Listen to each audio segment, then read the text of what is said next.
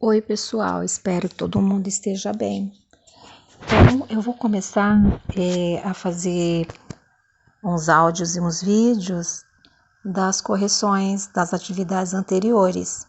A professora notou várias, dificuldades, tá? Principalmente naquilo que vocês retrataram na autoavaliação. Então, é necessário a gente fazer uma retomada, principalmente nessa matéria que está começando, agora da formação do território brasileiro. Então, nós vamos começar pela organização política do Brasil. Então, nós estamos vendo um mapa atual, Brasil político, onde tem 26 estados, mais o Distrito Federal. Estados têm o mesmo significado, que unidade federativa. Só que quando teve uma questão que perguntava quantas unidades federativas tem o Brasil, então aí o Distrito Federal ele entra como unidade federativa, tá? Então a questão era 27 unidades federativas. O que significa o termo federação? Significa que eles têm uma independência, são autônomas e essas unidades federativas elas têm liberdade para criar as suas regras, as suas leis, porém não pode nada ir contra a Constituição, que a Constituição é a lei maior de um país.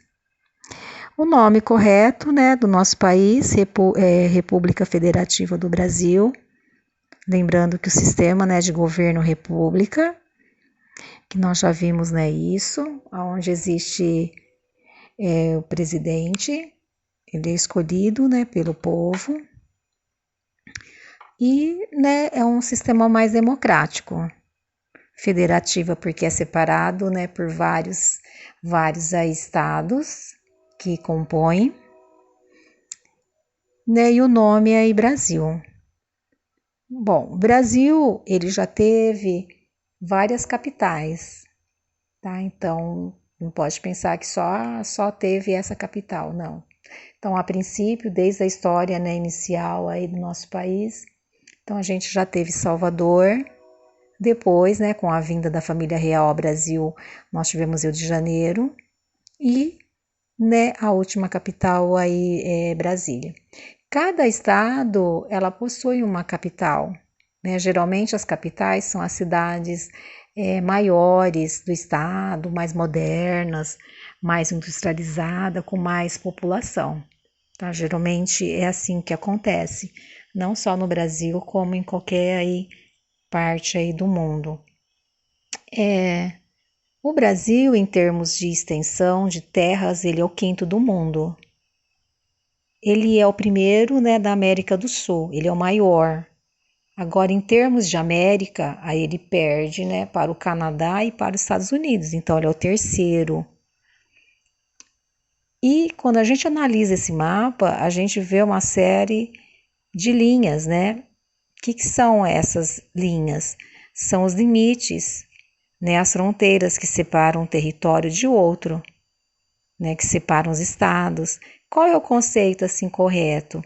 Limite pode ser falado como uma linha imaginária, o que divide dois territórios, é o início e o fim de um território. Fronteira tem um significado quase semelhante, porém ele tem que ter algo construído, uma interação, um trabalho. Essa diferença entre limite e fronteira. A seguir, então, nós estamos vendo que para organizar politicamente aí o Brasil, foi estabelecido os poderes, Esses poderes, eles são até antigos, assim, na história, Ele tem mais de 200 anos. Por quê? A princípio, o poder ele era centralizado numa pessoa só, E isso dava muito poder mesmo, a própria palavra já fala, E aí houve uma tripartição. O que é tripartição, Foi dividido em 3, tá? Então, no Brasil, nós temos os poderes executivo, que executa as leis, legislativo, que elabora as leis, e o judiciário, que fiscaliza as leis. Cada poder, ele tem uma esfera. O que é esfera? A gente tem que pensar no todo e em partes. Então, quando a gente fala no país, então a gente tem a esfera federal. Quando a gente fala em estado, a gente tem a esfera estadual. Quando a gente fala municipal, né, a gente tem a esfera municipal. Então, vocês têm que ter essa visão do todo e a visão menor, aquilo que está mais próximo de nós. Então, no caso, no município, quem exerce, né, é o executivo. Então, nós temos o prefeito. A gente nunca pensa no nome, mas sim no cargo. Né? Quem a gente tem em nível estadual do executivo? O governador. Quem é no nível federal? Né? O presidente. Agora, o legislativo. Quem elabora as leis?